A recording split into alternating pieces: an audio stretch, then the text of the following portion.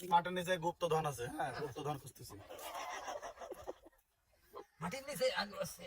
কাকা আলু কিন্তু মেলা বড় হয়েছে। দেখেনি দেখে তো বোঝা যাচ্ছে। রাতখান ভাঙা ডান হ্যাঁ, এই গেছে। এলেন কি আছে মেলা বড়।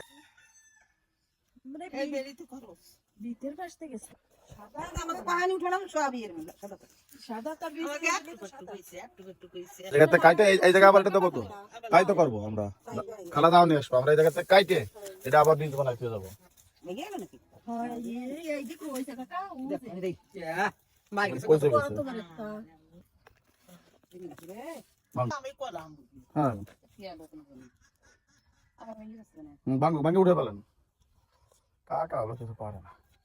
বাবা